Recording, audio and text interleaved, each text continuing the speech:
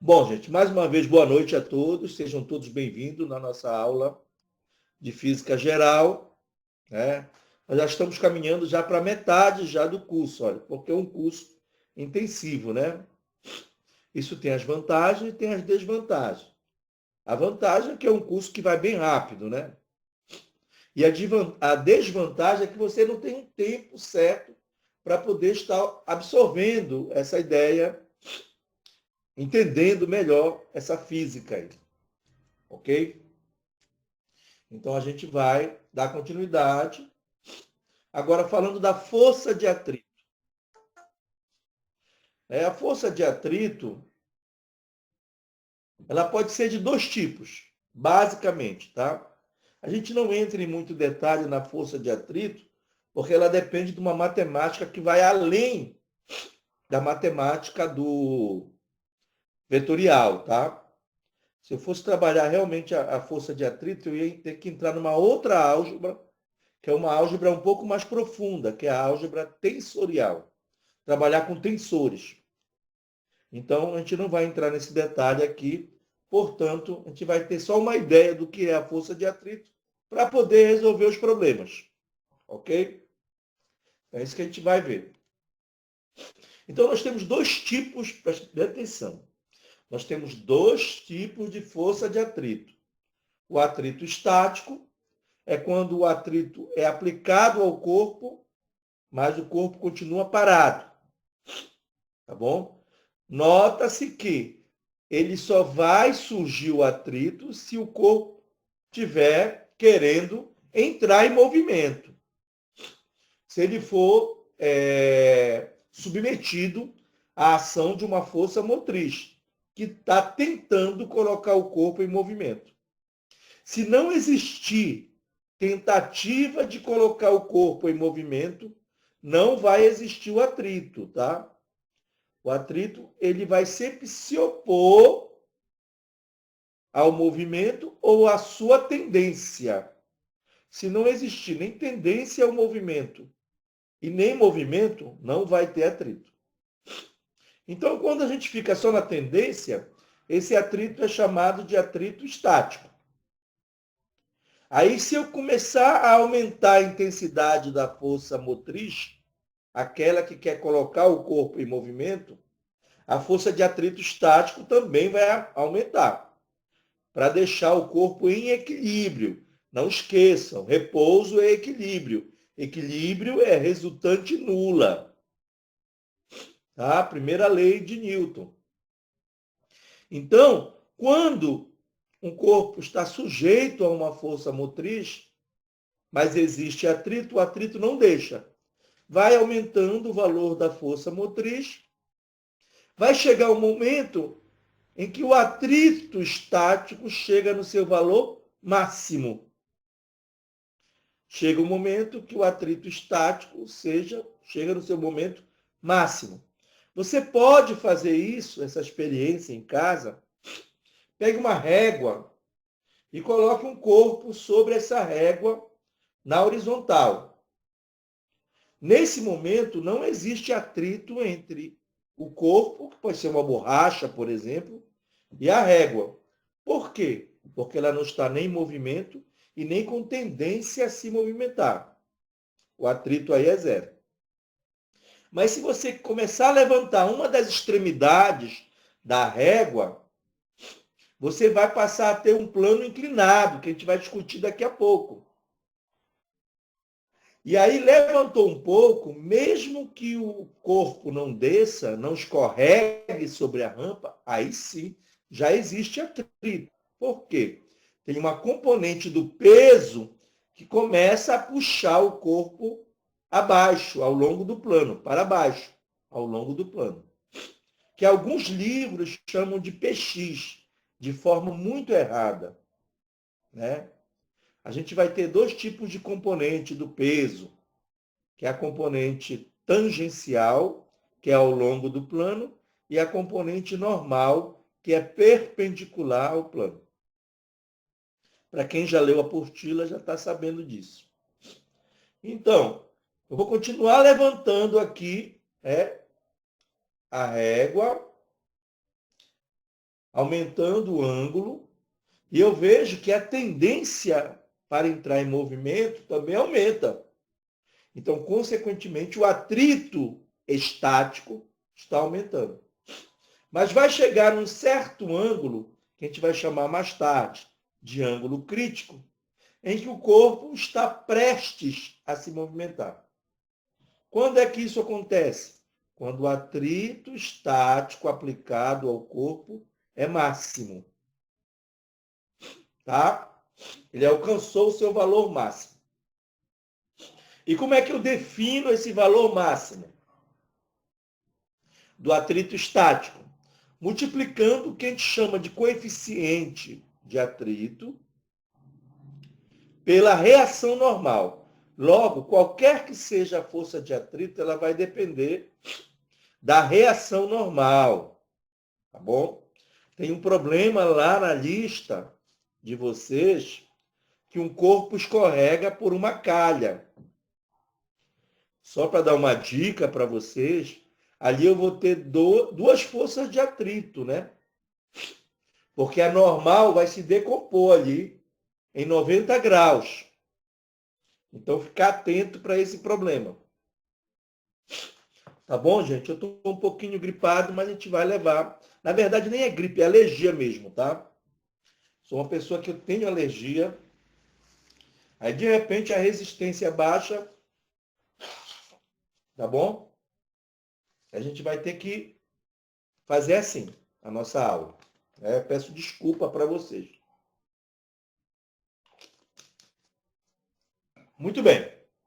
Então, o valor máximo da força de atrito estático é o único que é definido. É o coeficiente de atrito estático. Esse cara aí é adimensional, ele não tem dimensão, tá? Que multiplica a intensidade da reação normal. Então, o que eu estou definindo é a intensidade da força de atrito. Porque essas duas forças, a normal e a força de atrito, elas formam entre si um ângulo de 90 graus. Então, pelo fato delas formarem um ângulo de 90 graus, é que vem aquela ideia de que o coeficiente de atrito, esse μ, ele advém de uma grandeza que a gente chama de grandeza tensorial. O tensor ele muda a direção de aplicação da força, ok? Então ele seria um tensor aí de segunda ordem. Então a representação dele seria uma matriz aí, uma matriz 2x2, ok? Uma matriz 2x2. Então para você ver que a ideia é um pouquinho complicada aí, né? Não é uma coisa tão trivial. Mas vamos ficar só a nível de intensidade. Mas quando vocês ouvirem falar em tensor, tá? Já não vai ser a primeira vez. Bom, o outro atrito é quando o corpo já está em movimento, que nós chamamos de força de atrito cinético ou dinâmico, representado por Fc. Tá? É quando o corpo já está em movimento. E ele é definido, né? Aparentemente, olha, é igual a definição. Não, não é igual. Lembre-se que aquele primeiro atrito ele é estático máximo. Esse aqui é o cinético. O cinético ele é constante, né? O atrito estático ele varia até chegar a um valor máximo. Então, são diferentes. E você vai ver que eles são muito mais diferentes. Quem já viu lá no exercício, em alguns problemas, são dados dois, né? O coeficiente de atrito estático e o coeficiente de atrito cinético. São dados dois coeficientes. E o que é que você observa lá? Para quem já olhou, deu uma olhada nos problemas. O que é que você observa? Você vai observar que o coeficiente de atrito estático, que eu uso quando a força de atrito estático é máxima, ele é maior que o coeficiente de atrito cinético. Para a gente poder explicar isso, a gente precisa dessa visão microscópica, né, da origem do atrito. Está aí um corpo, né, está sobre uma superfície. Aparentemente, essa superfície ela pode ser lisa, tá? Mas quando a gente vai ver, na verdade, vai meter a lupa, olha só o que aconteceu. Tá? Tanto a superfície do corpo quanto a superfície, né, do plano aí, eles são irregulares. Então é graças a essa irregularidade que existe o atrito, a força de atrito. Agora, por que a força de atrito estático máxima é maior que a força de atrito cinético? Já que os coeficientes, né, o estático é maior que o cinético. É porque quando o corpo está parado, o que vai acontecer? As reentrâncias e saliências vão encaixar, né? Vai dar tempo de encaixar. Então, para sair dessa situação, eu vou precisar de uma força maior, ok? Mas quando sai, que ele entra em movimento, no movimento não dá para encaixar mais. Por isso que nós temos um atrito, desculpa, gente, menor, que é o atrito cinético. Então, eis porque o coeficiente de atrito estático, que está relacionado à força de atrito estático máxima, é maior que a força de atrito cinético. Tá? Nesse gráfico, a gente pode entender exatamente tudo o que eu falei para vocês agora. Tá bom? Vamos pegar a ideia do plano que a gente construiu aqui com vocês. Deixa eu pegar aqui o laser. Olha só, essa situação onde está o laser, o apontador aí, ele está dizendo que se a força motriz for zero, a força de atrito também é zero. Tá bom? Aí eu levantei um pouquinho o plano. Aí eu vou ter uma força motriz, que mais tarde a gente vai ver, que é a componente tangencial, mg seno de θ, onde θ é o ângulo de inclinação. Então, se eu vou ter uma força motriz diferente de zero, eu vou ter uma força de atrito estático correspondente a esta força. Aí eu continuo aumentando, levantando o plano, o ângulo aumenta no primeiro quadrante. O seno, ele aumenta quando vai de 0 para 90 graus, o seno vai aumentar. Ele vai de 0 a 1, quando o ângulo aumenta de 0 a π sobre 2 adiante. Até que chega bem aqui, ó. Correspondente aí àquela ideia de que o corpo está prestes a se movimentar. Tá? Aí nós dizemos lá na ideia do plano inclinado que ele alcançou o ângulo crítico. E a gente vai usar essa ideia do ângulo crítico para determinar quem? O coeficiente de atrito estático. Ok? A gente vai usar. Se você levantar um pouquinho de nada, um pouquinho mais, o corpo escorrega. E você vai demonstrar com muita calma que o cinético é menor. Você levanta um pouquinho, digamos que o ângulo crítico seja, estou chutando, tá? 45 graus. Geralmente não é isso, tá? 45 graus. Então, se eu aumentar um pouco para 46 graus, o que vai acontecer? Ele escorrega. E se eu, na hora que ele começar a escorregar, baixar para 40 graus, o que vai acontecer? Ele vai continuar escorregando, porque o atrito já não é mais estático, já é cinético, que é menor. Não é mais estático máximo, quero dizer. E acontece exatamente isso aqui, ó. Quando o corpo entra em movimento, a força de atrito diminui porque passa do valor máximo do estático para o cinético. e ela passa a ser agora uma força constante. Bom, tem, se eu não me engano, um ou dois problemas lá que a pessoa lança um corpo para cima no plano, certo? Enquanto ele estiver em movimento, o atrito é cinético. Só que ele vai alcançar uma altura máxima e vai parar. Aí ele pergunta lá, ele vai descer de volta? A resposta é, eu estou dando essa dica já, tá?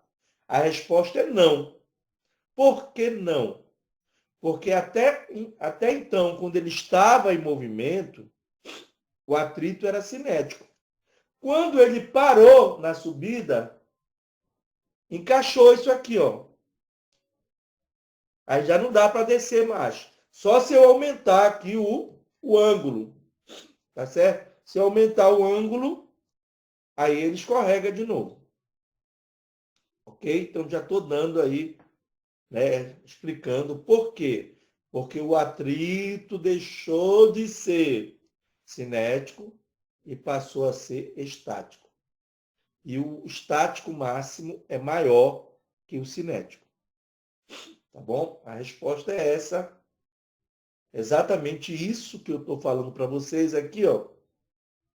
Está sendo colocado aqui na equaçãozinha. Tá? Então, todo exercício que você vai ver aí, em que forem dados os dois coeficientes de atrito, o estático e o cinético, você vai ver que o estático sempre é maior que o cinético. Tá? Vocês vão verificar com maior tranquilidade isso. Muito bem. Então, isso aqui é a força de atrito. A gente vai já aplicar essa força de atrito, tá bom? Mas antes a gente vai ver algumas outras aplicações que é para poder resolver aqueles exercícios que estão lá. Aí eu coloquei outras aplicações das leis de Newton. Isso daqui, gente, a máquina de Atwood, né? Ela é um sistema que é muito utilizada, por exemplo, né, nos elevadores. Quando você observar lá, tiver uma oportunidade de ir lá no teleférico do Rio de Janeiro, né, famoso Pão de Açúcar, né? O teleférico ele não vai direto, o pessoal chama de bondinho, só que não é, tá? É um teleférico. Ele não vai direto lá para o Pão de Açúcar, ele vai primeiro da Praia Vermelha até no Morro da Urca, e lá do Morro da Urca para o Pão de Açúcar é um outro teleférico. Ok? Mas isso não interessa. O que interessa? Que toda vez que um desses teleféricos desce, o outro sobe. Eles vão fazer esse movimento. Por quê? Porque um vai servir de contrapeso para o outro. É por isso que tem lá, né? Quando um sobe, o outro desce e vice-versa. Ok? A mesma coisa acontece no elevador. O elevador de um prédio, ele não tem um motor para poder suspender com força, para suspender o elevador. Lá no fosso do elevador, tem lá um contrapeso. Tem um contrapeso que vai facilitar lá a vida do motor. Vou beber uma águazinha aqui.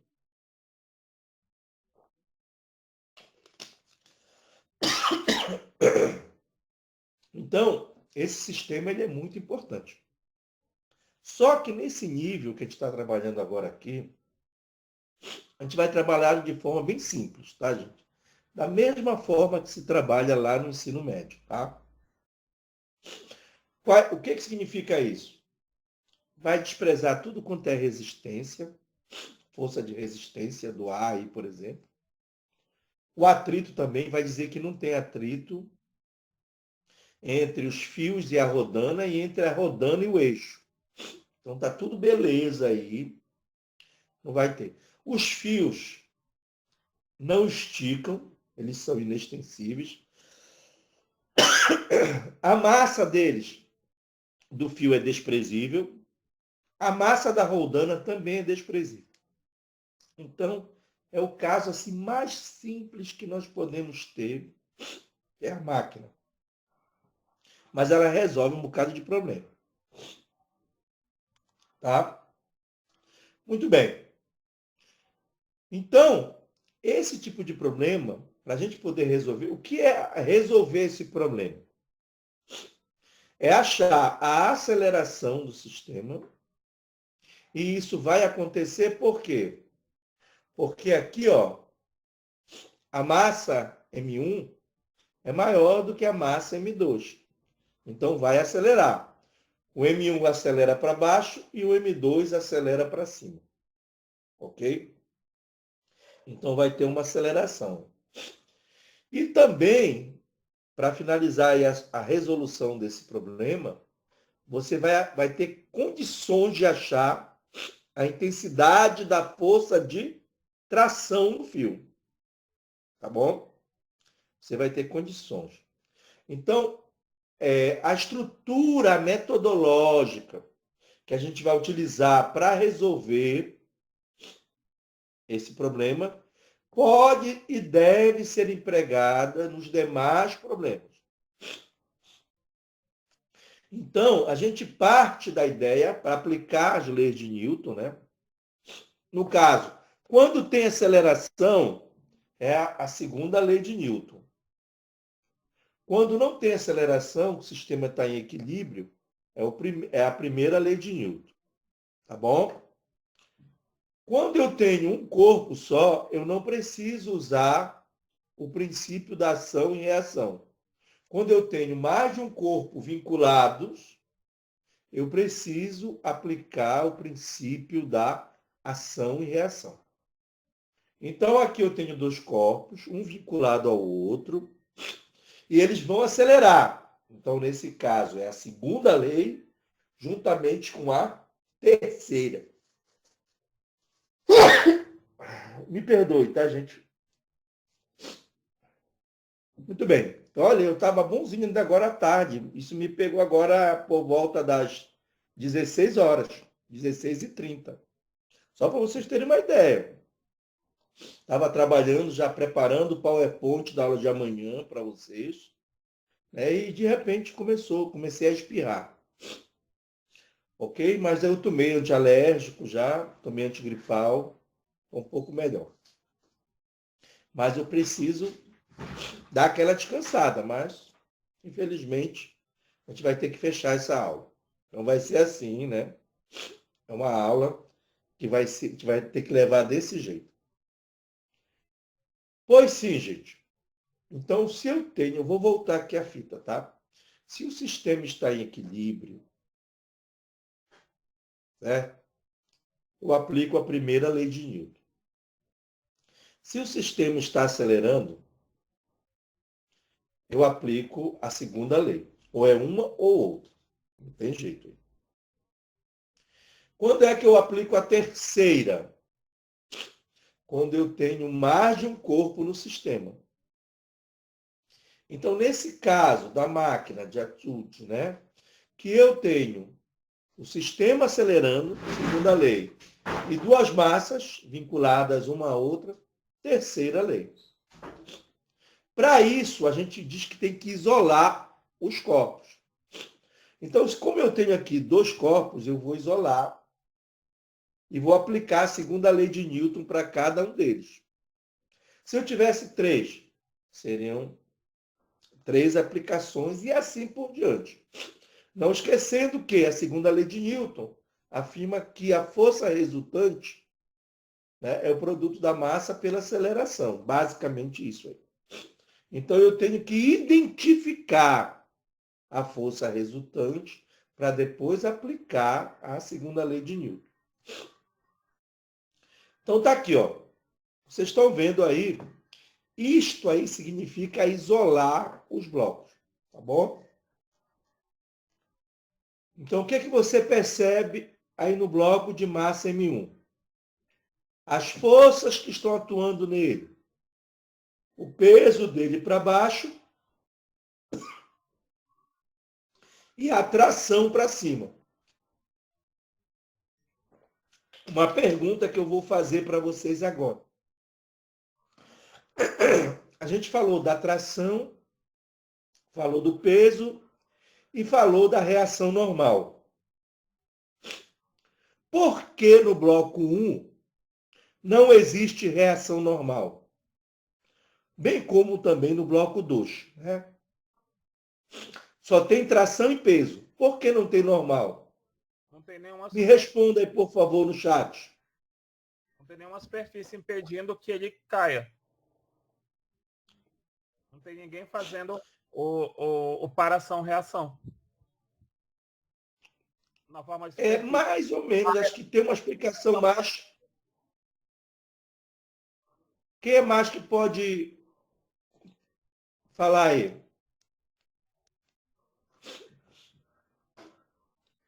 Por que, que não tem reação normal nesse problema? Porque ele está suspenso? Não. Não é porque ele está suspenso. Existe a normalidade característica. Eu não entendi, Francisco. Diz aí de novo, filho. Exatamente o que o Danilo falou. Ó. Porque não existe contato do corpo, né, com uma superfície. Aí tu vai dizer assim, mas eu falei a mesma coisa porque está suspenso. A gente vai ver um problema que o corpo está suspenso, mas ele está em contato com a superfície de um plano inclinado. Então, só o fato dele estar suspenso não vai eliminar, né, o aparecimento da tração, da normal, desculpa. Então, gente, toda vez que tiver o contato com uma superfície do corpo, né, através de uma superfície, vai ter reação normal. Tá certo? Quando não tiver contato com superfície, não tem normal. Deu para entender aí? Silvio confirmou aí. Tá? Ok, Sindomar? Ok? Sim, senhor. Então, normal é superfície. A gente vai chegar lá nos outros exemplos. Tá. No corpo de massa M1, nós temos aqui o peso para baixo. Dificilmente eu uso P, tá, gente? Quando eu tenho que representar o peso, eu sou obrigado a representar o peso, eu uso W, tá? Então, o peso para baixo, M1G1, e a tração que o fio está aplicando nele para cima, né? Porque esse corpo ele não está em queda livre. Vocês concordam comigo? O corpo de massa M1 não está em queda livre. Por quê? Porque o corpo de massa M2 não deixa. Tá? E como é que o corpo de massa M2 não deixa? Através da tração. Então, eu tenho aí tração para cima, porque o corpo está aplicando uma força no fio para baixo. E o fio reage nele para cima. Tá bom? O corpo de massa M1 e o corpo de massa M2. O fato é que a gente já sabe que o M1 está acelerando para baixo e o M2 para cima. Ora, se o M1 está acelerando para baixo, é porque o peso dele é maior do que o valor da tração. Tá? A intensidade do peso dele é maior do que o valor da tração. E se o M2 está acelerando para cima, é porque o valor da tração é maior do que o valor do peso dele. Então você tem que ter essa ideia. É por isso que toda vez que eu vou resolver o problema, eu coloco aí, indico para onde é que o corpo está acelerando. Isso vai me ajudar. Então, de acordo com a figura, eu obtenho aí da figura A. O que eu tenho da figura A? Representação matemática aí do que está acontecendo com o corpo de massa M1, que a força resultante sobre o corpo de massa M1, que é o produto dela pela aceleração, é igual ao peso dela menos o valor da tração.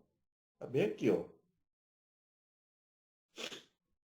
Aí eu tenho o quê? Uma equação,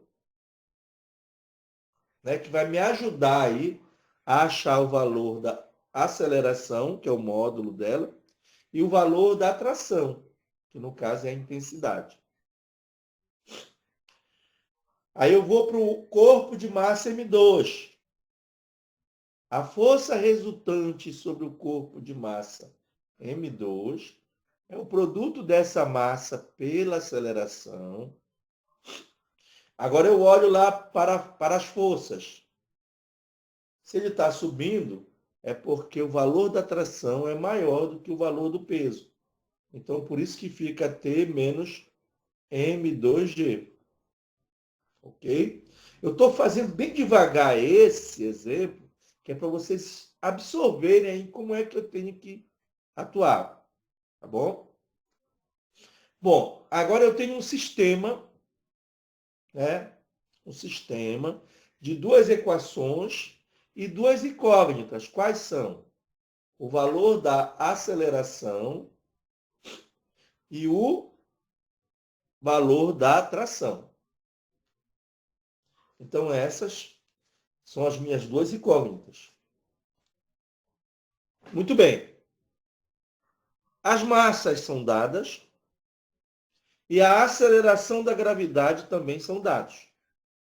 É dada, melhor, desculpa. Então, eu posso resolver esse sistema. Olha o pessoal aí, a galera que vai ficar com o tema, né, sistemas lineares. Eu posso resolver esse sistema por adição. Então, quando eu somar aqui, ó, essas duas equações, no primeiro membro, eu vou ter M1A mais M2A. Como o A é fator comum, eu posso colocar em evidência. Quando eu for somar os dois segundos membros, aqui eu tenho T e aqui menos T. Então, elas vão se cancelar e vai ficar M1G menos M2G. Ainda agora eu falei para vocês, olha a física, a física que está por trás disso. Que o M1 ele não está em queda livre. Por quê? Porque o M2 não deixa. Aqui vai ficar bem claro isso. Né? Quando eu resolver o sistema, eu vou colocar o G em evidência. O G é fator comum também no segundo membro. Eu vou colocar em evidência e vai ficar M1 menos M2. Tá? Sobre M1 mais M2 vezes G.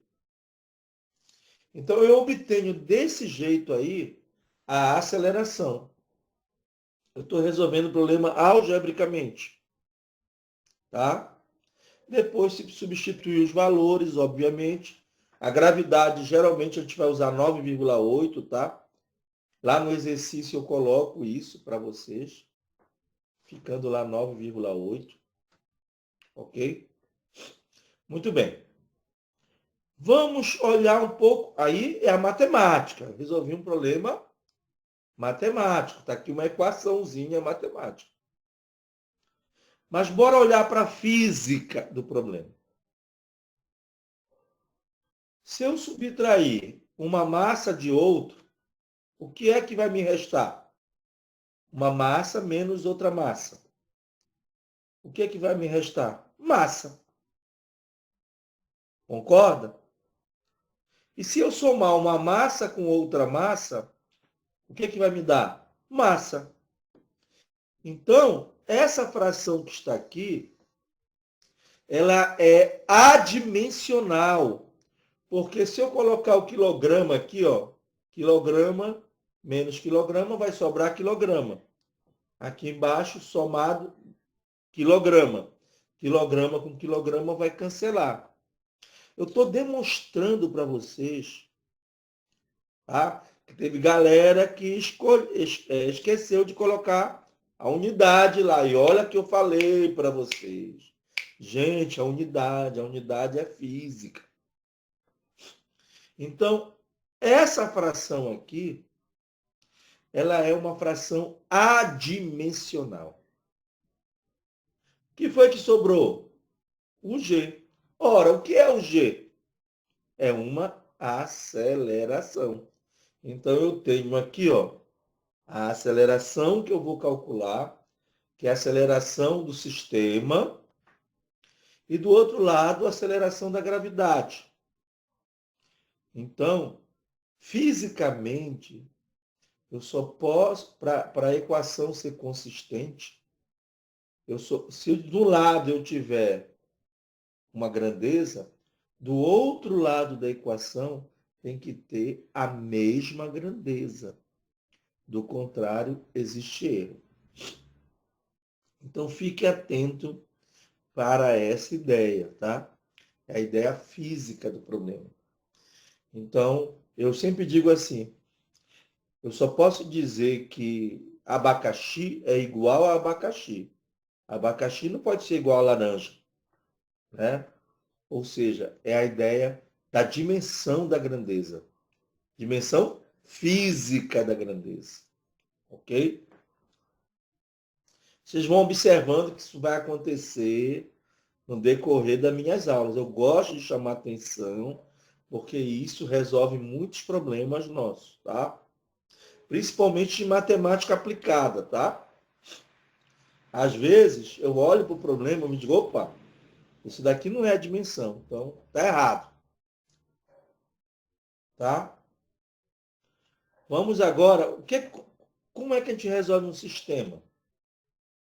Eu acho o valor de uma incógnita e vou substituir em uma das duas equações para achar, para determinar a outra incógnita. Tá bom? Que no caso é a intensidade da tração. Dado as massas e a aceleração da gravidade, então eu posso aí determinar a intensidade da tração, da aceleração e da tração. Bom, fazendo isso, eu faço lá na apostila, né? A gente obtém aqui, ó, T igual a 2m1m2 sobre m1 mais m2 vezes G. Bora fazer a análise da dimensão da equação, tá? O número não tem unidade. O número não tem unidade, não tem dimensão. É adimensional. Aqui eu tenho o produto de duas massas. Ora, se eu multiplicar uma massa pela outra, o que é que eu vou ter como resultado? Fala para mim aí no chat. Se eu multiplicar uma massa pela outra, o que é que eu vou ter a partir desse produto de duas massas? Massa. A resposta é... Hein? Massa de novo. Não. M ao quadrado? Se eu tivesse... Oi? Massa ao quadrado. Exatamente. Exatamente. Eu vou ter massa ao quadrado. Se eu multiplicar um comprimento por outro comprimento, eu vou ter uma área, né, gente? Uma superfície. Não é mais um comprimento. Então, se eu multiplicar massa por massa, eu vou ter massa ao quadrado. Aqui embaixo eu estou somando. Se eu somar massa com massa, eu vou obter o quê? Massa. Massa. Então, se em cima eu tenho massa ao quadrado e embaixo eu tenho massa, simplificando, como é que fica? O que é que sobra? Massa. Massa. E o que é massa vezes aceleração? Não é força? Concorda? Sim, sim. Está aqui. Então, a atração é uma força. Vejam como as dimensões elas se encaixam perfeitamente. Então, isso é importantíssimo na física, gente. Tá? A dimensão da grandeza é muito importante. Digamos, se você estivesse fazendo uma conta, estou chutando, tá? Você encontraria só uma massa em cima. Massa dividido por massa ficaria adimensional. Aí eu estaria cometendo um erro grave, fisicamente falando, dizendo que uma força é igual a uma aceleração. Força, intensidade, só pode ser igual a força, intensidade. Tá certo? E a aceleração só pode ser igual a uma aceleração. Tá? Eis o aspecto dimensional da equação. Então, vamos agora fazer um exercício que envolva esse lance aí de tração, de polia, tá bom? Bem parecido com os que tem lá no exercício. Olha aqui, vamos ler com cuidado. Na figura, faltou uma vírgulazinha aí, tá? Eu vou ajeitar antes de mandar para vocês. Os blocos A, B e C têm massas MA, MB e MC. O fio é considerado ideal e a polia tem massa desprezível. São aquelas condições lá que eu falei.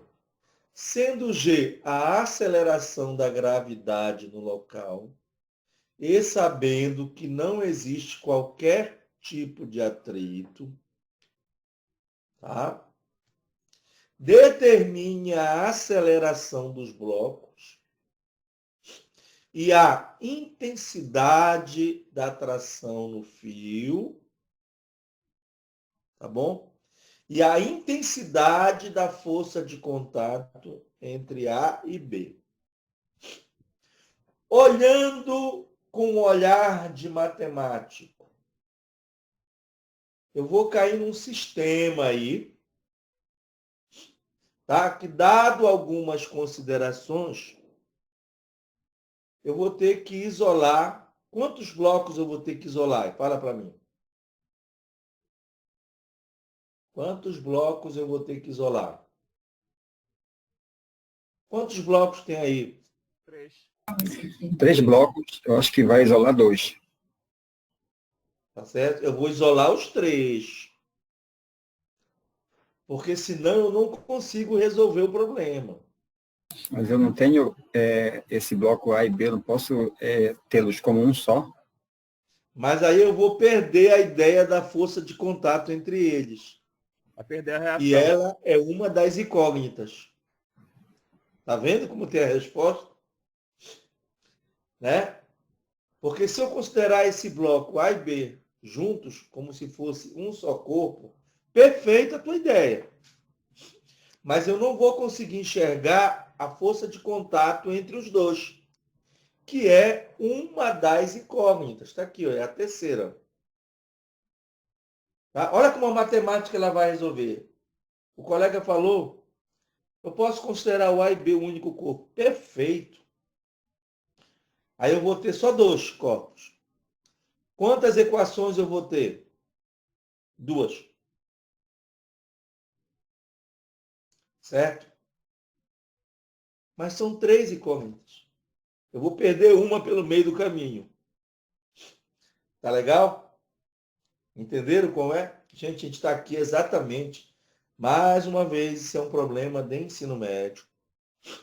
Mas a gente sabe que, infelizmente, né, o ensino médio, principalmente na física, ele tem um complicadorzinho. Então, a gente vai tocando. Eu prefiro assim do que de uma outra forma. Prefiro devagar. Tá bom? Força de mais quebra e luz demais cega. Então, bora devagar. Muito bem. Então tá aí, ó. Vamos analisar cada um deles aqui. Bom, se não tem atrito, a única forma de acelerar é o C acelerando para baixo e o A e o B acelerando para a direita. A única forma, não tem outra. Quais são as forças que atuam no bloco A? Não esqueçam, a primeira que você vai colocar logo é o peso. Está aqui o peso dele, ó. MAG. Aí eu vou analisar. Tem algum fio aí na história, né, vinculado ao bloco A? Tem. Então, se tem fio, tem tração. Certo? Ainda falta fazer uma outra análise. Ele está em contato com alguma superfície? Está com duas superfícies, na verdade. Mas uma delas é a reação normal, que é perpendicular à superfície de contato, de acordo com o que nós vimos na aula passada. Eu chamei de NA. Olha a análise que a gente vai fazer agora. Se o bloco A está acelerando para a direita, horizontal, peso para baixo, normal para cima, são verticais. Então, nesse caso, essas duas forças vão se anular. Foi por isso que eu sinalizei aqui, né, de vermelho, que elas estão se cancelando. Tá? Então, na vertical, existe um equilíbrio. Ele não está acelerando na vertical. Tá bom? Muito bem. Ainda, o bloco A vai empurrar o bloco B para a direita. Concorda comigo? Do jeito que está aí, o bloco A vai empurrar o bloco B para a direita. O que vai acontecer? O B vai reagir no bloco A. Princípio da ação e reação. Então, esta força aqui, ó, é a reação da que o A aplica no B. Então, esta força, ela existe. Por quê? Porque se você empurra, você vai sofrer ação da reação também. Então, nesse caso, nós teremos aí o que a gente chama de força de B em A. Então, não existe mais nenhuma força. Poderia ficar um pouco mais complicado o problema?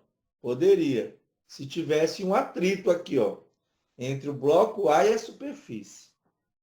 E aí ficaria um pouco mais complexo. Mas, como eu coloquei um problema de 3 corpos, aí eu preferi tirar o atrito, que era para ficar, para não dar um passo maior que as pernas. Agora eu vou isolar o bloco B. Peso para baixo. Como ele está sobre uma superfície, está forçando a superfície para baixo, a superfície reage nele para cima.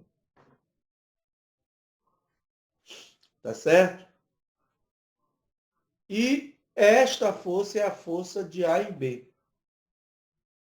Notem, gente, notem que se nós não tivermos essa força de A em B, eu não tenho como achar aceleração no corpo B.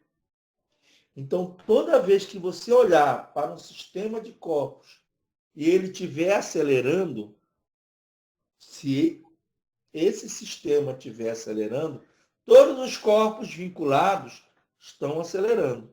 Então, em cada um deles, tem que ter uma resultante diferente de zero, para eu poder aplicar a segunda lei de Newton. Então, vejam como Newton foi formidável, foi muito inteligente, Porque se eu não tiver o princípio da ação e reação, eu não teria como explicar quem estaria acelerando o bloco B no momento que eu o isolasse. Então, eis aí o velho Newton, né, trazendo a ideia a partir do princípio da ação e reação. Tá? Muito bem. Eu já sei que quando eu jogar essas forças lá, no sistema matemático lá, né, uma vai ficar positiva e a outra negativa. E quando eu resolver o problema por adição, elas também vão se anular. Tá? A ideia é essa. Finalmente, o bloco C. Notem que o bloco C não está em contato com nenhuma superfície.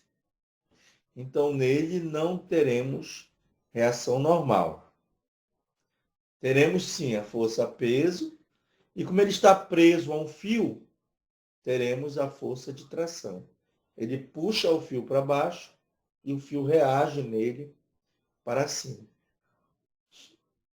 Ok? Então, com isso, a gente terminou aí, né, de isolar os blocos.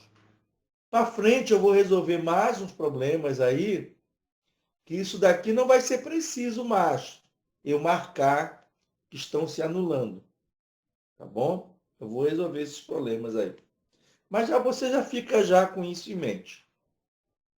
Logo, qual é o próximo passo? Isolei os corpos, vi quais são as forças que estão atuando.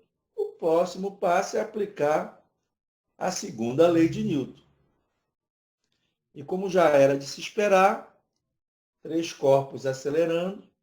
Então, MA vezes aceleração, MB vezes aceleração e MC vezes aceleração.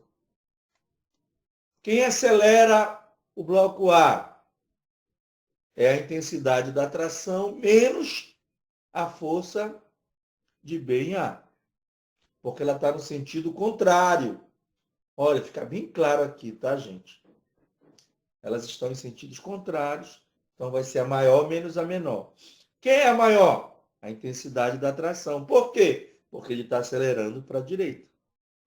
A explicação é simples e direta. Aqui no B, não precisa nem fazer essa análise. Por quê? Só tem uma força que não se anula, que é a força que o bloco A está aplicando nele. F de B em A. Finalmente, o bloco C. São 2 forças. Ele está acelerando para baixo, então o produto da massa C pela aceleração vai ser o peso dele, mcg, menos a tração, que é essa terceira equação. Tá? Como eu falei, né, eu estou já partindo da análise. Se eu tivesse que aplicar valendo a segunda lei de Newton, iam ficar 5 equações. Por quê? Porque eu daí ia escrever que NA menos MGA é igual a zero, não está acelerando na vertical, e que NB menos MBG também é zero. De qualquer maneira, eu chegaria sempre no fato de que a reação normal tem um valor igual ao peso, nesse caso. Isso vai mudar depois, né? A gente vai analisar outros problemas. Vamos resolver esse problema por adição. Vou somar essas 3 e tem fator comum, que é a aceleração. Tá bom? Quando eu for somar a parte do segundo membro, o que vai acontecer? Aqui eu tenho um T positivo, na terceira equação, um T negativo. Vai se cancelar. E aqui, como eu já havia dito antes, né? O F de A em B, como ele tem o mesmo valor do F de A em B, tá certo? O F de B em A tem o mesmo valor do F de A em B, mas como eles estão com sinais contrários, São forças de ação e reação, não esqueçam, né? Eles vão também simplificar. De tal forma, viu, filho, aquele que me falou que eu poderia usar o A com B como único corpo, eu posso olhar agora para o sistema e dizer a única massa responsável pela aceleração vai ser a massa do C. Por quê? Porque ela tem um peso que está puxando o sistema, está fazendo o sistema acelerar. Certo? Então, aqui, quando eu colocar a aceleração em evidência, vai ficar a massa total do sistema, né? MA mais MB mais MC. E aqui desse lado só vai ficar o MCG. E a partir daí, nós temos, olha só, a aceleração. Ou o módulo dela, tá, gente? Então, olha, de novo, fazendo análise dimensional. Massa em cima, e se eu somar MA com MB com MC, massa embaixo. Tá? Então, a aceleração só pode ser igual a outra aceleração. Banana só pode ser igual a banana. Não pode ser igual a maçã. Tá bom? E aí, para eu poder achar a intensidade da tração, eu volto ou na primeira ou na terceira, porque a segunda equação não tem tração. Só tem a força de contato entre A e B. Então, a intensidade da tração é toda essa fofoca que está aí. Ó. Bora analisar a dimensão disso? Me acompanhe o raciocínio e pode responder se quiser. O MA mais MB, massa somando com massa, dá o quê? Fala para mim. Massa. Massa. Vezes o MC dá o quê? Massa quadrada. Massa ao quadrado. E aqui embaixo é soma. Dá o quê? Massa. Então, massa quadrado dividido por massa, o que é que sobra em cima? Massa. Massa vezes aceleração é o quê? Força. Newton. Força. Exatamente isso, seu Silvio. Força. E a atração Tá é o melhorando. quê? E a atração é o quê? Uma força. Sim, a tração é uma força. Entendeu? A lógica, eu juro de coração para vocês que o professor de matemática pura mesmo, né? Ele não vai fazer esse tipo de análise. Por quê? Porque não tem muito peso na matemática pura. Mas na matemática aplicada, a gente tem que fazer essa análise, por favor, tá? A minha intenção com vocês, né, com o curso de Física Geral, é que vocês atentem para esses detalhes, para que você não cometa nem equívocos matemáticos e nem físico.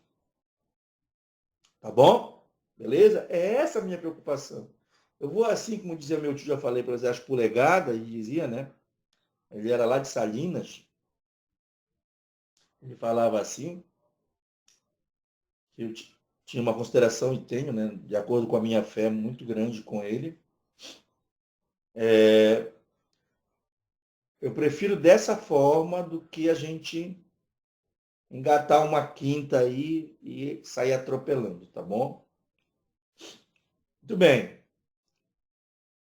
Agora, olha só aqui a simplicidade da coisa. Ó. Bem aqui eu tenho a aceleração, ó, na segunda equação.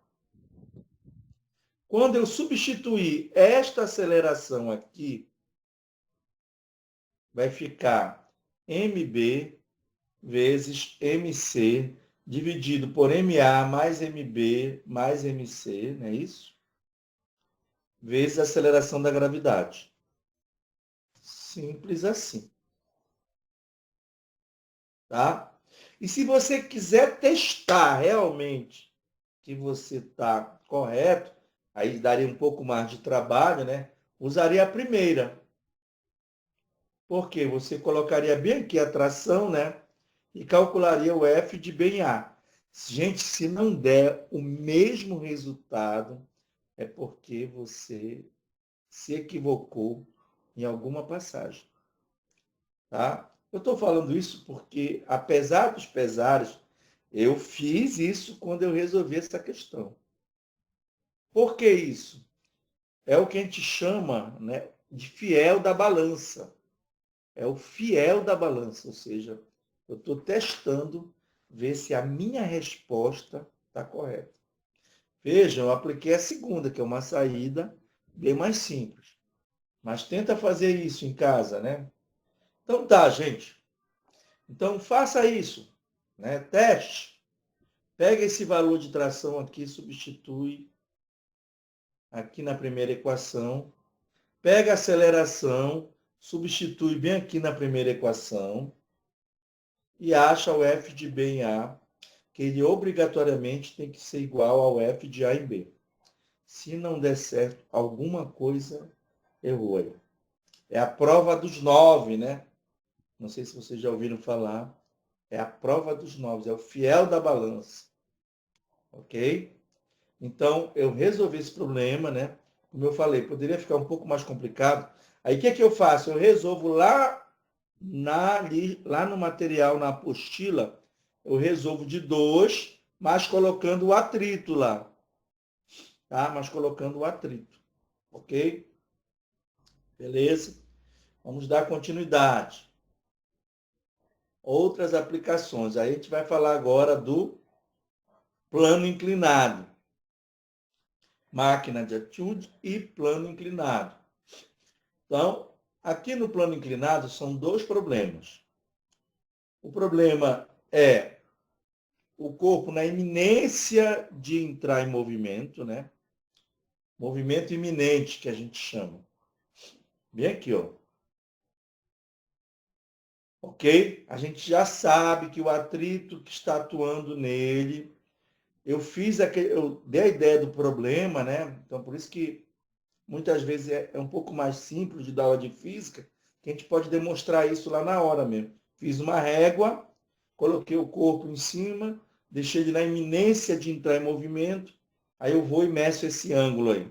A partir desse ângulo eu determino o coeficiente de atrito estático, o μ índice E, ou índice E.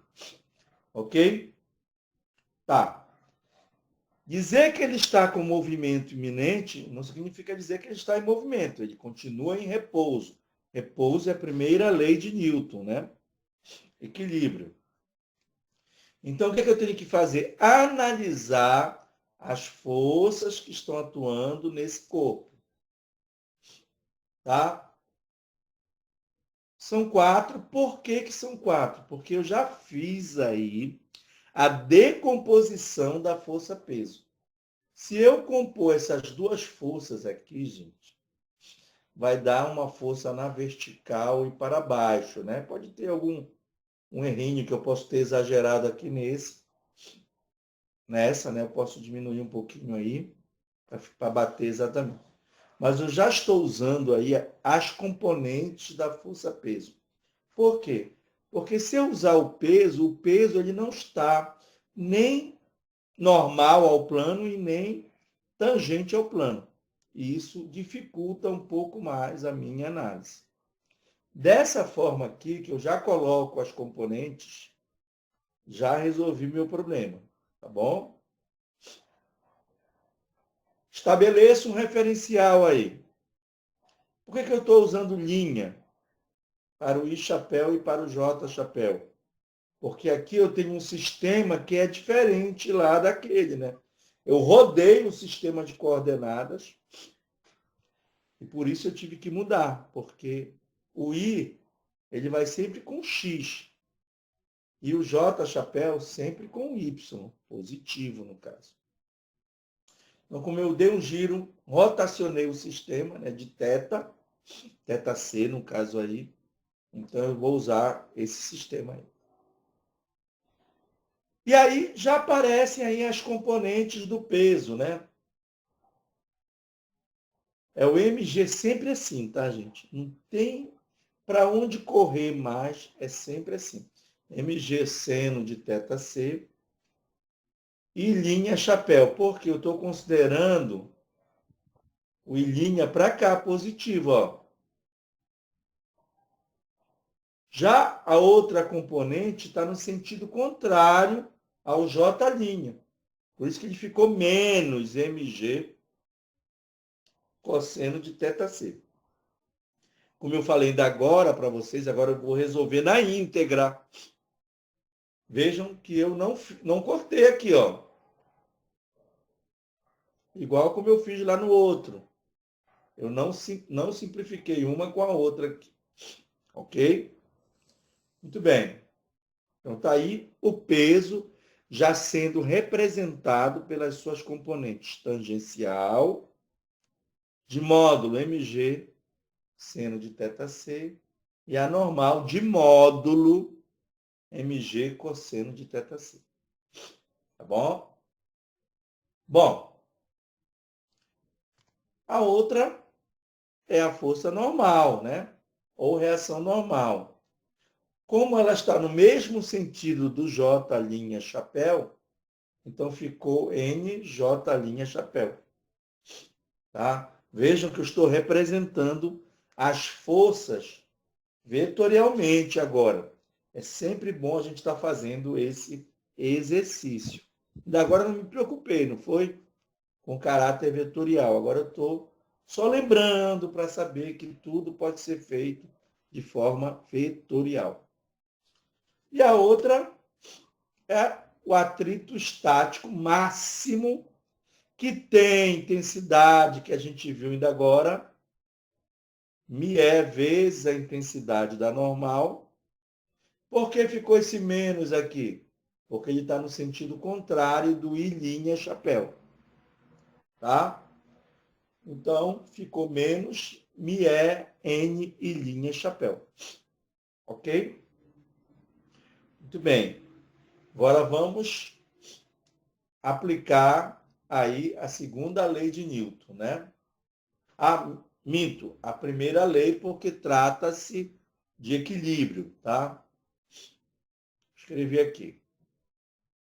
Então, a primeira equação diz que o NJ' menos o mg cosseno J' é igual a zero. Tá bom? Ou seja, a resultante no eixo normal ao plano é nulo. Primeira lei aí, né? E daqui eu posso escrever que em termos de intensidade, olha só, em termos de intensidade, o N é igual a mg cosseno de θc, onde θc é o que a gente chama de ângulo crítico. Tá? É aquele que coloca o corpo na iminência de movimento, esse corpo estando sobre um plano inclinado, obviamente com atrito, né? Bom, do eixo tangencial, temos equilíbrio, primeira lei. Então, mg seno de θc e linha é igual a mg, desculpa, é igual a, volta, menos me n e linha é igual a zero, que é essa força aqui, ó. Ok? Novamente, vai embora aí o fator vetorial e fica que o NME é igual a mg seno de θc. Se eu dividir, ó, isso é um sistema, tá, gente? Isso é um sistema. Se eu dividir a primeira equação pela segunda, o que vai acontecer? O N vai embora, vai simplificar, o N dá o módulo da normal, e a massa também vai simplificar, e a aceleração da gravidade também vai simplificar. Ora, vai ficar só seno sobre cosseno, que todos nós sabemos que é a tangente. Tá? Então, o μ índice é a tangente de θc. Tá bom? Então, essa é a matemática desse problema. Qual é a física? Simples. Eu vou aumentando o ângulo, acompanhando com um transferidor. Transferidor, ele mede o ângulo, né? Tá. Quando o corpo quiser se movimentar, eu vejo lá qual é o ângulo que ele forma com a horizontal. Vou lá na tabela, vou na calculadora e calculo a tangente desse ângulo. Então, diretamente eu estou determinando quem? O coeficiente de atrito estático entre o corpo e a superfície.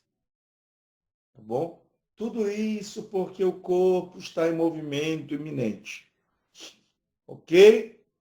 Então, eis aí, tá bom? Mais uma aplicação. Fizemos máquina de etude, né? Fizemos agora o plano inclinado, ângulo crítico. O outro problema do plano inclinado é quando o corpo acelera sobre esse plano inclinado. Tá? Então, eu vou garantir que esse ângulo aqui, ó, θ, seja maior que o crítico. Se isso é verdade, se esse ângulo θ é maior que o ângulo crítico, tá bom? Esse corpo vai acelerar sobre o plano inclinado. Né? Sob a ação de 4 forças, continua aí. Mas, de quanto é esta aceleração? Eu vou ter que novamente aplicar a segunda lei de Newton, né? Agora eu apliquei a primeira, porque o corpo estava parado, estava em repouso. E agora aqui ele está acelerando, né? Acelerando para baixo, está só se repetindo aí, tá? Ele não está indo e voltando, tá, gente? Ele está só acelerando para baixo. Aí, por exemplo, né, lá no problema é o seguinte. Parece que ele desce com velocidade constante, depois ele pega o corpo e lança para cima. Se desce com velocidade constante, é porque a força de atrito é igual, ela tem um módulo igual ao componente tangencial do peso. E a partir daí eu acho um coeficiente de atrito. Tá? Aí depois lança esse corpo para cima. O que vai acontecer? Vai acontecer que ele vai sofrer ação de um atrito cinético até parar. Parou, não desce mais. Por quê? Porque o atrito deixou de ser cinético e passou a ser estático. Então vamos fazer a mesma análise. Olha só o detalhe aqui, ó. O que nós temos aí? Aceleração. Ao longo do plano. Tangente ao plano. Então quer dizer que as forças que vão atuar nesse corpo, tangente ao plano, não podem se anular. Tem que dar uma resultante diferente de zero, porque tem aceleração. Normal ao plano, tem aceleração? Não. Se não tem, a resultante é nula. Então vamos lá. Essa história toda está contada aí, né? Eu vou usar um sistema alternativo, referencial alternativo, igual como eu fiz ainda agora. Tá? Muito bem. As componentes da força-peso. Estou apresentando de novo aí para vocês.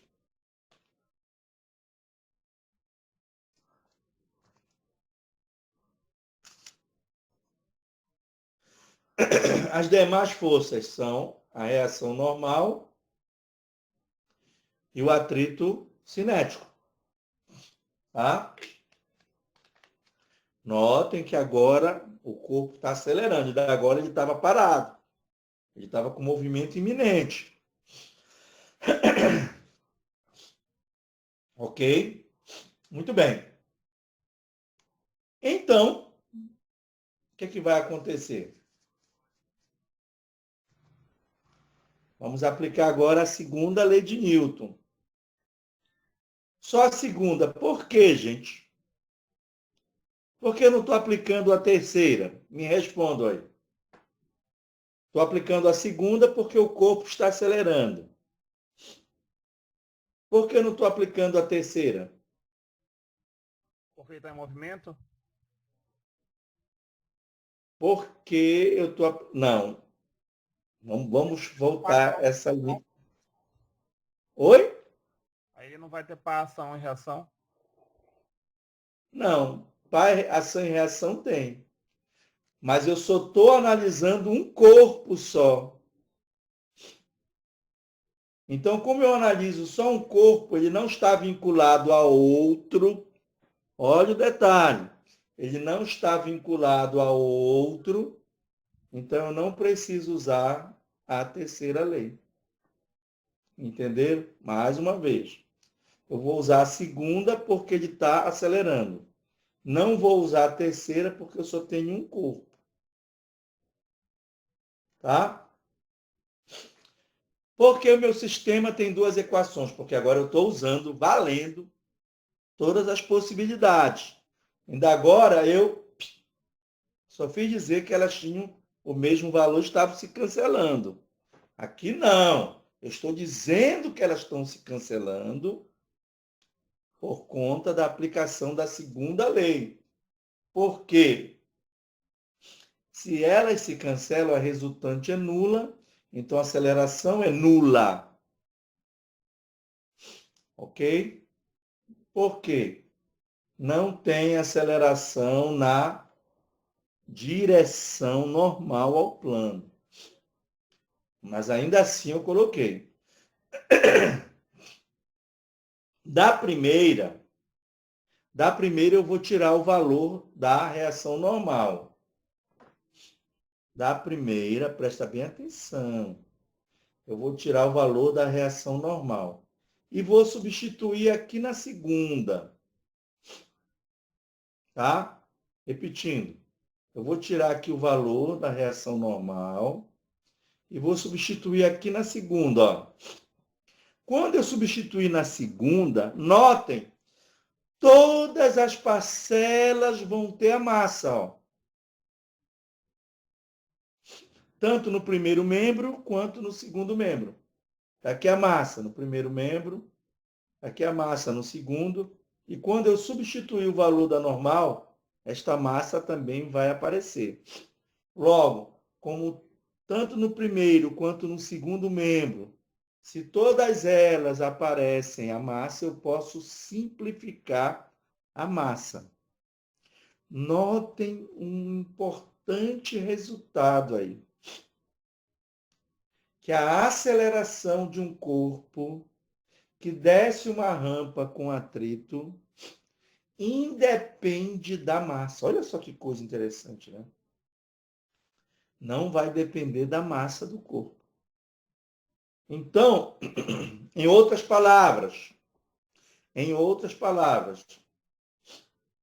se eu tenho esse corpo aqui, ó, que tem um certo coeficiente de atrito com a superfície. Se eu tivesse um corpo parecido com esse, só que com uma massa maior, ele teria, bem aqui, eu aumentaria aqui um pouco mais, ó. Ele teria uma massa maior, né? Aí eu poderia perguntar para vocês, se eu largar os dois na rampa, eles vão chegar à base da rampa no mesmo instante? Apesar de terem massas distintas? A resposta é sim, porque a aceleração não depende da massa. Ok? Então,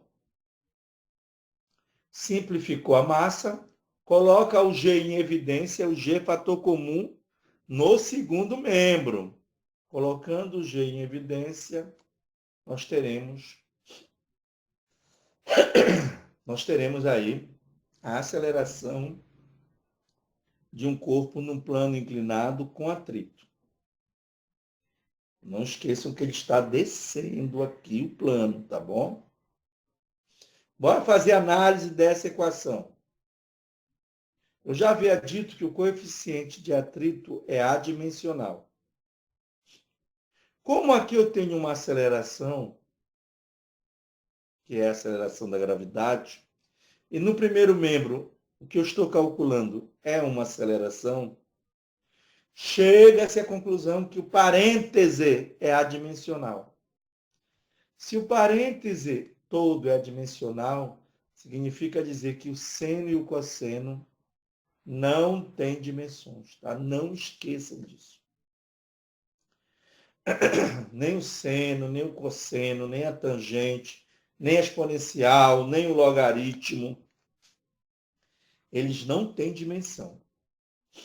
Então, se eu tiver uma grandeza do lado, tipo altura, é um comprimento, né? Do outro lado tem que ter um comprimento também, multiplicado por esse seno, por esse cosseno, por essa tangente, por esse logaritmo, por essa exponencial e assim por diante. Levando em consideração a ideia da dimensão.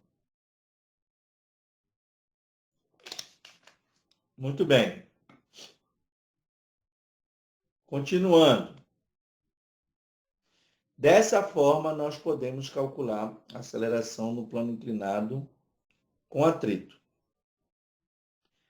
Mas se o atrito for zero, significa dizer que o coeficiente de atrito cinético é nulo.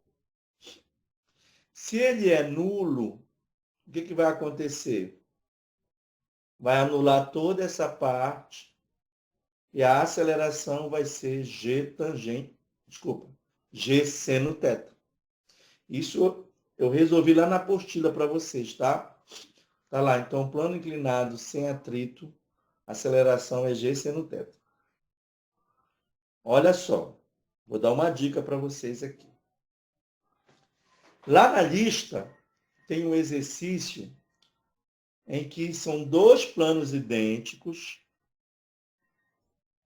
e o mesmo corpo é largado de um, num ponto lá, e largado no outro. Aquele que desliza sem atrito, ele vai chegar na base com um certo tempo T1. Tá? Aquele que desliza na superfície áspera, se eu não me engano, ele usa até esse termo, tá? Ele vai gastar um tempo maior, T2. E ele vai dizer no problema que o T2 é 2 vezes T1. O que você vai ter que aplicar? Distância percorrida no movimento retilíneo uniformemente variado. Essa distância é dada por V0T mais meio de AT quadrado. Só que, como eles são abandonados, a velocidade inicial é zero também. Então, fica só que a distância é meio de AT quadrado. Ok? Como os planos são idênticos, eu vou poder igualar a distância, né? O D1, quem vai ser o D1? Meio de A1, T1 ao quadrado. O D2, meio de A2, T2 ao quadrado. O A1 vai ser essa equação sem essa parte de atrito. E o A2 vai ser toda essa equação. Tá? E aí você consegue determinar aí o coeficiente de atrito cinético. É isso que o problema pede. Mas aí você vai ter que substituir lá. Quando ele falou que o T2 é 2 vezes o T1. O que você não pode esquecer é que o tempo vai ao quadrado. Então, quando você colocar 2 vezes T1 ao quadrado, vai ficar 4T1 ao quadrado. O T1 quadrado vai embora, o meio também vai embora, porque você igualou. Tá certo? Então, vai ficar que o A2, que o A1, desculpa, é 4 vezes o A2. Quando você substituir lá, você vai achar o valor do coeficiente de atrito cinético. Vai ter que fazer uma continha aí, né? Ok? Então, eis aí uma aplicação que eu estou dando uma dica para vocês, que está lá no exercício de vocês. Eu não sei lembrar agora qual é. Agora sim, vamos ver um exemplo, né? No caso, o exemplo 2. Está lembrado ainda agora? Que eu não sei quem foi que me respondeu, se foi o Silvio, se foi um outro, né, que tenha me respondido, algum outro colega. Olhe que o corpo A aqui, o bloco A, está suspenso. Mas só que ao mesmo tempo ele está em contato com uma superfície. Então aí no bloco A nós teremos reação normal. O bloco B não. Todos os dois estão suspensos. Mas o único que faz contato com uma superfície é o bloco A. Na figura, os blocos A e B têm massas idênticas. Então, MA, quando for assim, gente, faz assim. MA igual a MB, que é igual a M. Pronto. Então, onde você vai colocar o MA, coloca M. Onde você vai colocar o MB, coloca M. Porque se tiver de cancelar, já vai estar pronto para cancelar. Tá bom? Sabendo que o sistema está na iminência de movimento. Se está na iminência de movimento, gente, não está em movimento. Então, é a primeira lei. Como são dois corpos vinculados, a terceira lei tem que ser também ativada. Tá bom? Então, sabendo que o sistema está na iminência de movimento, determine o coeficiente de atrito estático entre o bloco A como função do ângulo de inclinação θ.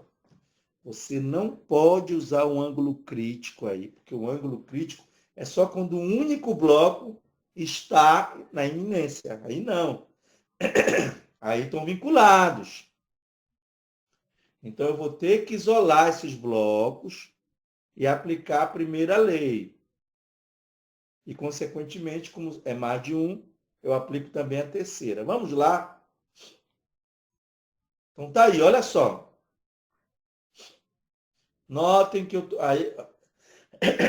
Aí que eu melhorei um pouquinho aí o peso, ó. Por que eu digo que eu melhorei? Porque eu diminuí um pouquinho aqui a componente do peso, ó. Porque se eu compor agora as duas aqui, vai dar na vertical. Eu disse que era para vocês desconsiderarem isso nas outras figuras. Mas aí eu já coloquei aí como é que deve ficar. Bom, que tem aqui um mg cosseno. Olha como eu já coloco o m aí, ó. Não coloco o ma, porque as massas são iguais, possuem o mesmo valor. Então, aqui, decompondo a força-peso, mg cosseno θ. Uma outra coisa, eu não coloco mais o aspecto vetorial aí.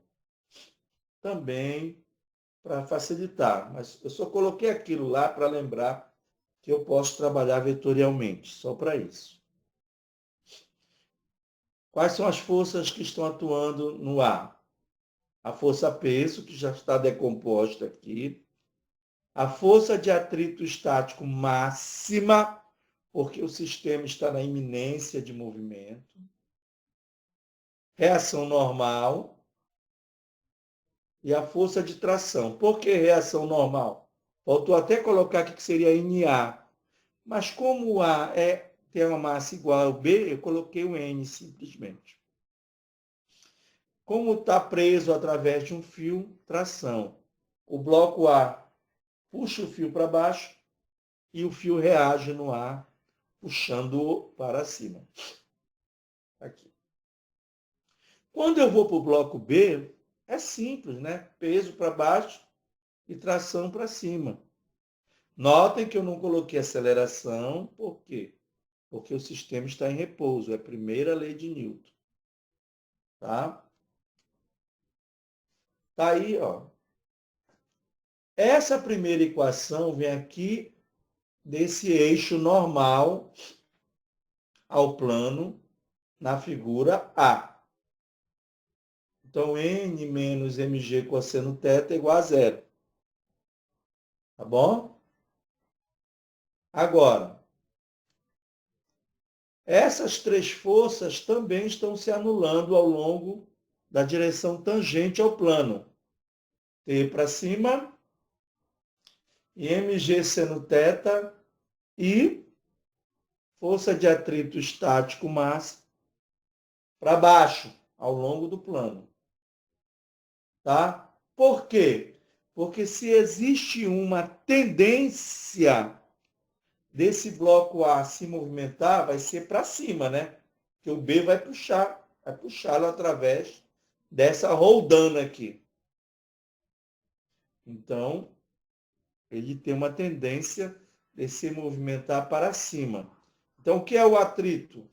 É a oposição a esta tendência. Está aqui ele. Tá bom? E o mg seno θ, que é a componente também do peso. Então, ao longo da direção tangencial, T menos a soma dessas duas, eu vou ter que somar essas duas aqui, né? Mesmo sentido. T menos a soma dessas duas tem que dar zero. Primeira lei de Newton.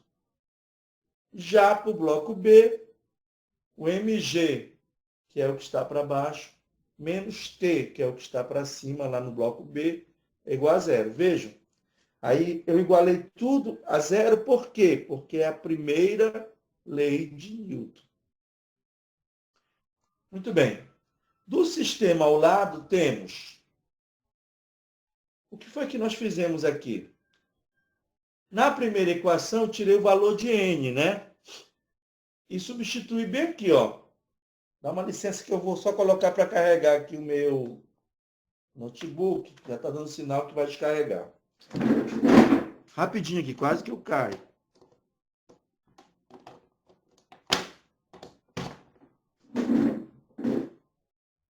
Tá liso aqui, porque eu estou suando. E está um pouco liso. Voltando para cá, olha só. Então, n é igual a mg cosseno θ, ok? Muito bem. Aqui no lugar do n, eu vou colocar o mg cosseno θ. Tá? Ok? Então, aí eu tiro o valor da tração. A tração, eu vou jogar todo esse povo para cá, para o outro lado. Certo? Então, o valor da tração vai ser quem? Vai ser mg seno θ mais o μ que multiplica mg cosseno θ. E eu pego o valor da tração e substituo aqui embaixo. E jogo para a direita. mg, aí vai ficar mg seno θ mais μ mg cosseno θ mais mg. Eu só fiz inverter aqui, tá? Perceba o seguinte, aquilo que eu falei ainda agora. Só falei e agora você vai perceber na prática. O m, ele aparece tanto nas parcelas do primeiro membro, quanto no segundo membro. Ok? Então, nesse caso, eu vou simplificar. A ideia de cortar é meio feio isso, tá, gente? Eu vou simplificar a massa. Notem que aqui eu tenho um fator comum, que é o G, do lado, né? Então, o que vai acontecer? Vai ficar o G em evidência aqui, não é isso? Vai ficar o G em evidência, eu acredito. Não, minto. O G também está se repetindo, né? Que eu estou com a cabeça lá na aceleração, mas o sistema não está acelerando. Então, o G também vai simplificar.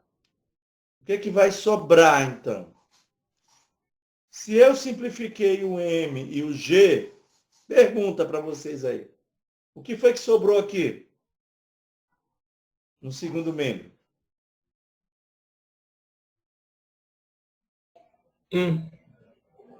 Exatamente, gente. Eu faço essa pergunta para vocês, porque muita gente coloca zero ainda, tá bom?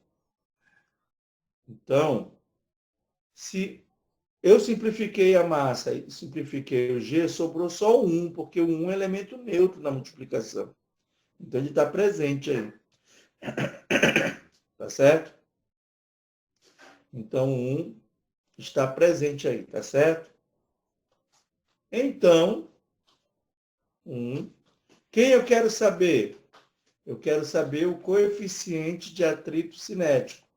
Então, aqui só sobrou o seno e aqui o mi estático, desculpa, vezes o cosseno.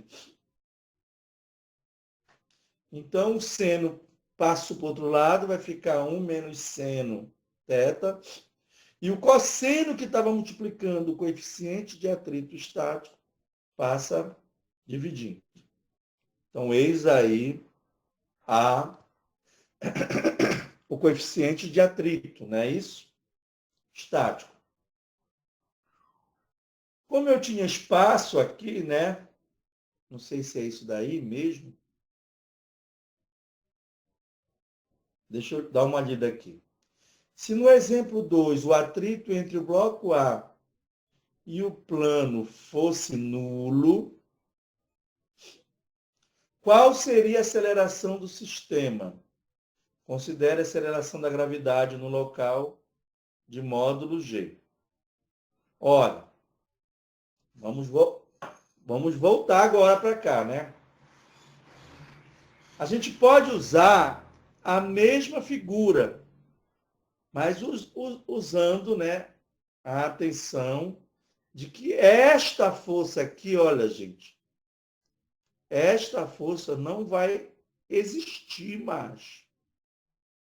Então, se esta força não existe mais, o B acelera para baixo e o A acelera para cima no plano. Repetindo. Ele quer saber a aceleração caso o atrito fosse nulo entre o bloco A e o corpo, tá bom? Então, eu vou aplicar agora a segunda lei de Newton. Não coloquei o atrito, nem o atrito cinético aí, tá? Então, para esse bloco aqui, a massa vezes a aceleração, que é a resultante, vai ser T menos quem? mg seno θ. A normal, ou a intensidade, a força normal com mg cosseno θ, eles vão se cancelar, porque não vai existir aceleração ao longo do plano. Ok? Então, vai ficar T menos mg seno θ. E no bloco B, ele vai acelerar para baixo. Então, a força resultante sobre ele é o mg menos o T. Quando eu resolver esse problema por adição, aqui no primeiro membro vai ficar 2ma. No segundo membro vai matar aqui a intensidade da tração, porque uma é positiva e a outra é negativa.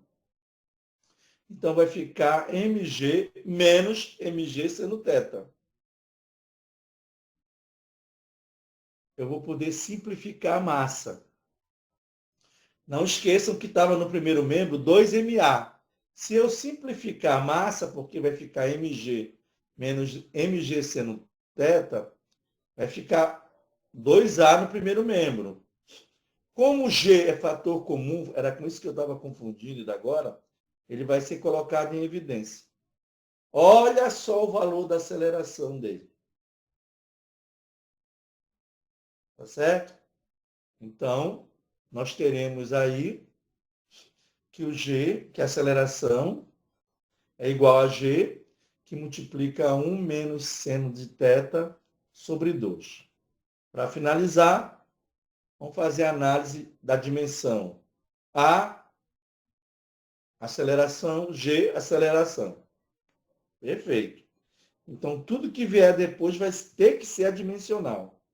1, adimensional, menos seno θ, adimensional. dividido por 2, adimensional. Então, tudo que está aí, do lado do G, é adimensional. Então, bateu a dimensão aí. Com isso, a gente termina, né, esse capítulo. Né? Eu procurei ser o mais... explicar o melhor possível, tá bom? Indo no detalhe,